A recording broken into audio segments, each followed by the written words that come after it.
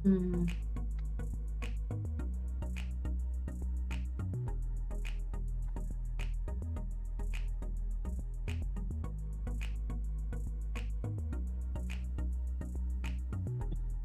Ya, udah saya mulai. Bismillahirrahmanirrahim. Assalamualaikum warahmatullahi wabarakatuh. Selamat pagi semuanya. Kembali lagi di kelas kewirausahaan ya. Hari ini saya mulai aja. Oke, di sini hari ini kita akan belajar tentang menjadi wirausaha di pertemuan kedua, gitu. Ini saya swap dulu.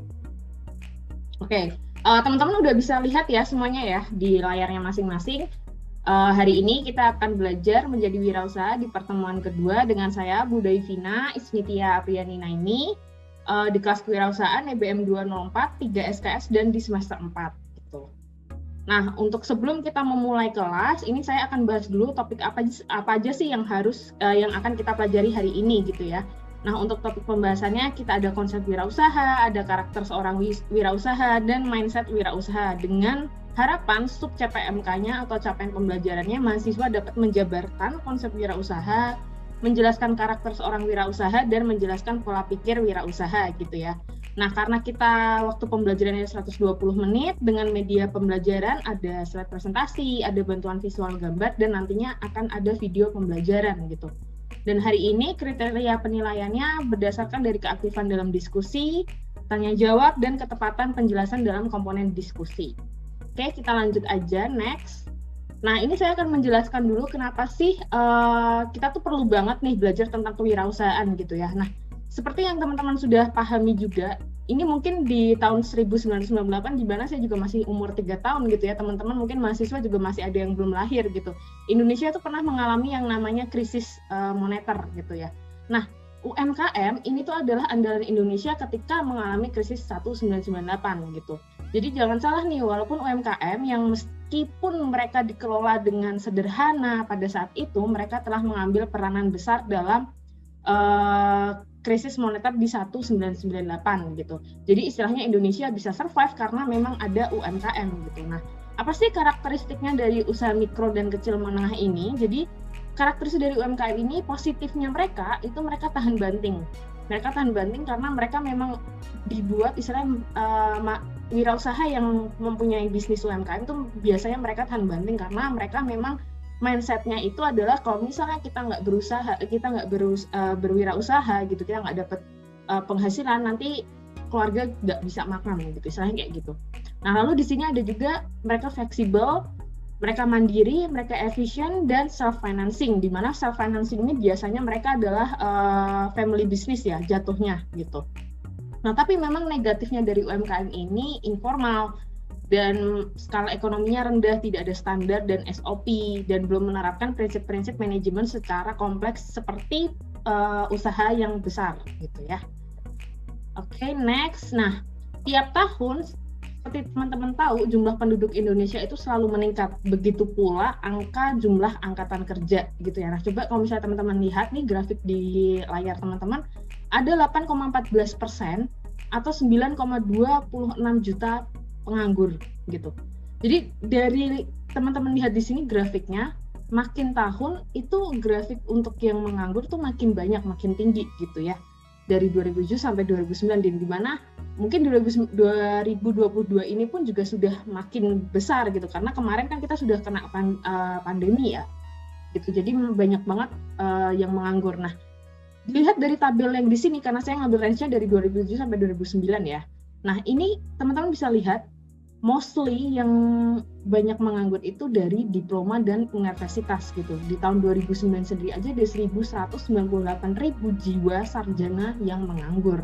Nah, ini makanya nih penting nih, kenapa buat teman-teman mahasiswa di sini harus bisa belajar atau mengetahui pelajaran tentang kewirausahaan gitu. Atau misalnya kalian bisa bikin bisnis baru gitu, karena ya kalian harus bisa untuk hidup yang lebih sejahtera, mandiri, dan bisa menolong orang melalui wirausaha gitu.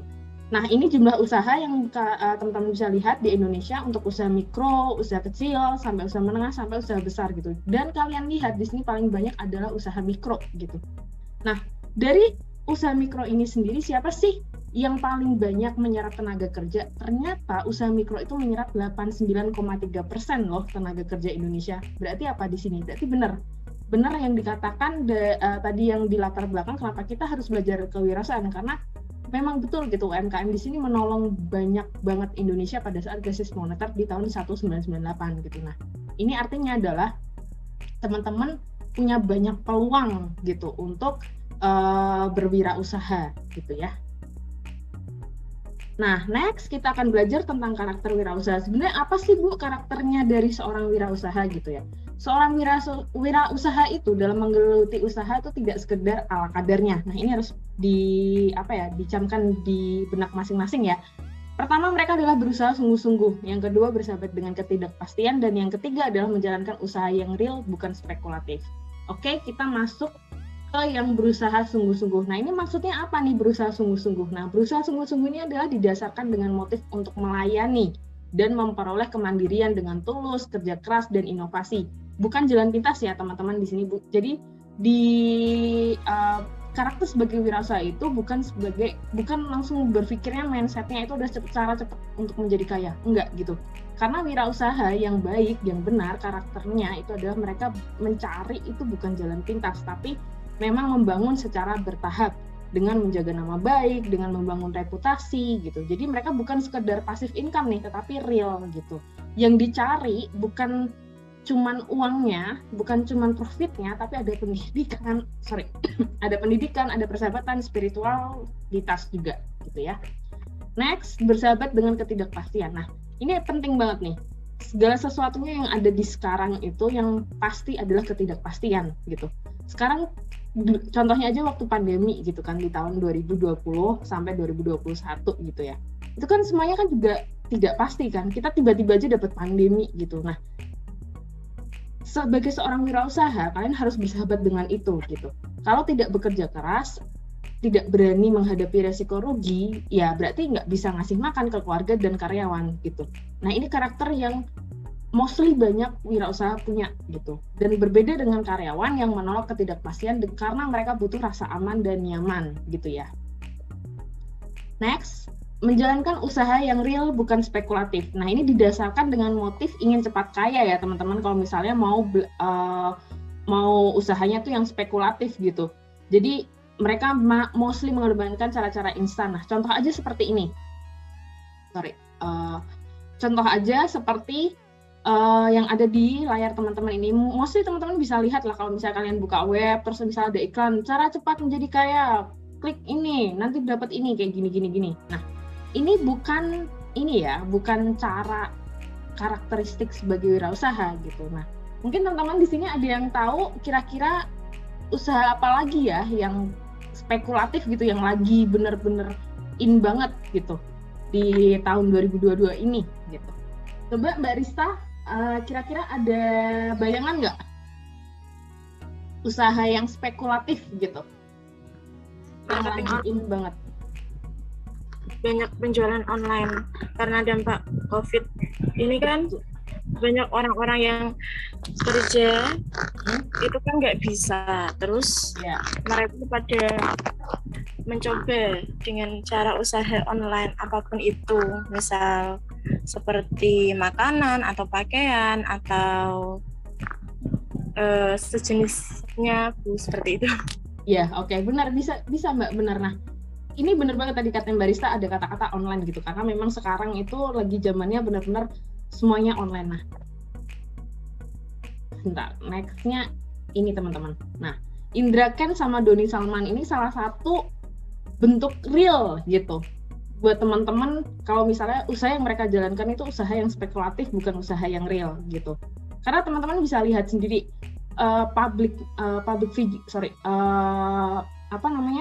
pembawaannya mereka itu kan dilihatnya kan sebagai crazy rich yang benar-benar masih muda, masih ini, tapi dengan cara yang sangat cepat gitu.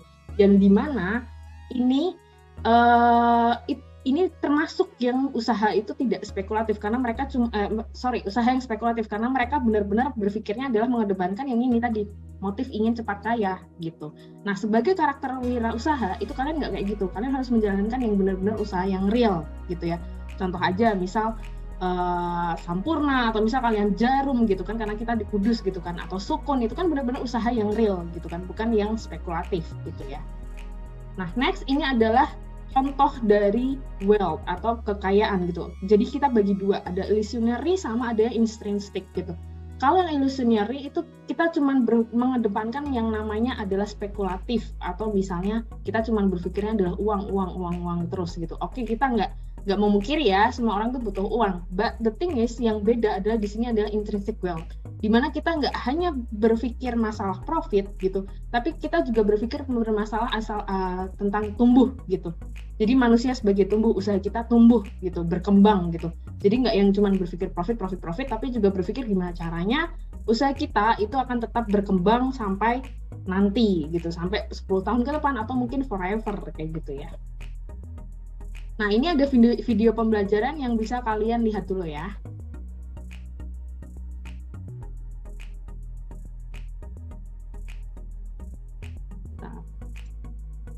Oke.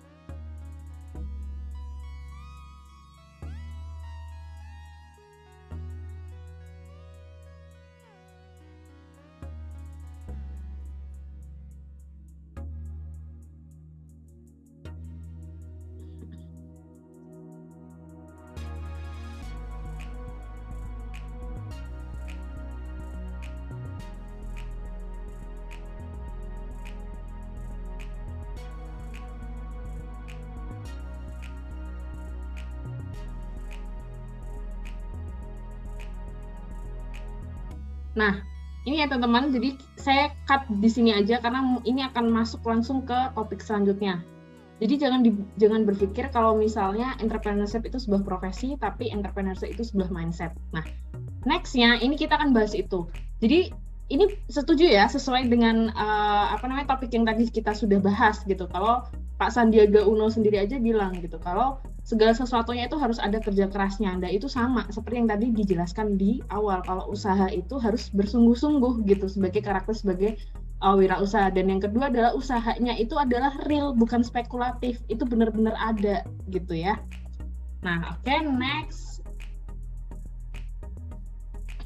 Nah, ini mindset wirausaha gitu. Ini setelah tadi saya rangkum dari videonya Pak Sandiaga Uno, terus langsung dari buku pengantarnya kita juga dari modul kewirausahaannya Prof. Renald gitu ya. Mindset dari wirausaha itu tuh ada yang namanya memfokuskan energi setiap orang dalam bisnis. Hanya mengambil peluang terbaik fokus pada eksekusi, action oriented, berpikir simpel, selalu mencari peluang baru dan mengejar peluang dengan disiplin tinggi gitu. Nah ini penting banget yang nanti next week kita akan belajar, yaitu adalah gimana cara kita berpikir simpel atau berpikir kreatif juga. Dan di minggu ketiga nanti kita juga akan belajar tentang action oriented atau berorientasi pada tindakan gitu ya teman-teman. Baru nextnya nanti kita akan belajar tentang selalu mencari peluang baru atau gagasan usaha yang baru, yang dimana nanti di akhir semester kalian akan membuat proyek bisnis gitu ya. Nah ini penting banget buat teman-teman, pahami dulu apa sih yang diperlukan sebagai wirausaha gitu ya mindsetnya. Nah, dari yang sudah dijelaskan oleh Prof. Reynald gitu ya, sukses itu adalah choice ya, dalam artian adalah itu adalah pilihan kalian gitu. Kalian pengen sukses yang seperti apa? Itu semua balik lagi ke kalian gitu. Jadi nggak ada yang namanya benar atau salah di wirausaha. Kalau misalnya kalian mau menjalankan bisnis yang spekulatif, well, that's also entrepreneur gitu. Tapi ya kalian harus tahu sendiri nanti di akhirnya kalian akan mau jadi apa gitu. Tapi kalau misalnya kalian benar-benar berwirausaha menggunakan bisnis yang real gitu ya, jadi kalian tahu, kalian belajar di situ kalau misalnya segala sesuatunya itu ada bertumbuh gitu ya. Nah ini untuk pilihan entrepreneurship, jadi tipe-tipenya sebenarnya karyawan itu juga bisa menjadi entrepreneur karena kan mereka bekerja pada orang lain, pada profesional eksekutif dan decision maker, di mana mereka juga bisa kok sebagai karyawan, mereka bisa sampingannya sebagai wirausaha juga gitu. Atau misal di sini ada intrapreneur atau entrepreneur atau social entrepreneur atau ecopreneur di sini. Nah, socialpreneur ini adalah contohnya adalah wirausaha yang mereka itu posisinya itu mereka goals-nya itu about social gitu ya. Kalau misalnya ecopreneur itu lebih kayak ke environment. Kalau misalnya kalian lihat banyak banget campaign di Bali yang misalnya recycle, reuse, recycle dan lain-lain, nah itu maksudnya ke ecopreneur gitu. Kalau socialpreneur itu lebih kayak misalnya kalian, saya nggak tahu ya kalau misalnya di Jawa Tengah ada apa nggak, tapi waktu itu saya pernah ikut di Jawa Barat waktu saya kuliah. Itu ada namanya kayak, jadi ada satu restoran di mana dia buka satu box di depan restorannya mereka itu buat makanan gratis buat teman-teman yang atau misalnya kayak fakir miskin yang nggak bisa makan dan lain-lain gitu. Jadi it's a part of that gitu. Jadi kalau misalnya kalian beli nanti profitnya diberikan untuk yang nggak bisa makan kayak gitu-gitu. Atau misal kayak matahari kecil gitu. Matahari kecil itu yang dulunya waktu itu saya ikut waktu saya di Telkom masih S1 itu masih kecil, sekarang S2, sampai sekarang tuh mereka udah punya istilahnya kalau nggak salah mereka mau bikin perusahaannya gitu, namanya jadiin perusahaan. Nah, matahari kecil ini juga sama, berawalnya dari sosial yang dimana mereka mengajarkan anak-anak yang tidak bisa sekolah dan lain-lain gitu, dan mereka cari volunteer siapa yang mau ngajarin ke anak-anak ini juga gitu. Nah itu mereka jadikan bisnis kayak gitu ya. Nah, terakhir dari saya, ingat kalau tujuan hidup kita itu bukan hanya untuk menjadi kaya, tapi juga bertumbuh gitu ya. Jadi ini yang dasar yang harus teman-teman pahami juga sebagai kalian wirausaha gitu ya. Kalian nanti mau bikin usaha, karena kan nanti proyeknya kita itu kan bikin usaha baru. Nah, ini kalian pahami dulu gitu. Kemarin banyak banget teman-teman yang istilahnya ngechat saya, Bu, saya masih bingung idenya seperti ini gimana Bu, idenya kayak gini gimana Bu, cara bikin ide baru gimana Bu, dan lain-lain. Nah, yang kalian pahami dulu adalah kalian mau bawa usaha kalian kemana dulu gitu. Nah di sini kalian harus percaya dulu dan mau sama mampu gitu. Nah kaya itu cuman profit itu cuman akibatnya, yaitu istilahnya kayak cuman ya udahlah kita bikin usaha kita dapat profit alhamdulillah gitu kan. Nah tapi tujuannya itu bukan hanya sekedar kaya, tapi kaya yang bermartabat yang bisa membantu untuk membuka pekerjaan ke orang-orang lain gitu. Nah ini bisa dibikin ide teman-teman nanti buat proyek bisnisnya, bisa dipikirin dulu gitu ya. Kalian mau bawa kemana dulu ini gitu. Dan tolong satu kelompok juga dibikin, ditanemin kalau mindset entrepreneur yang tadi sudah saya jelaskan gitu ya. Segitu dulu kelas hari ini.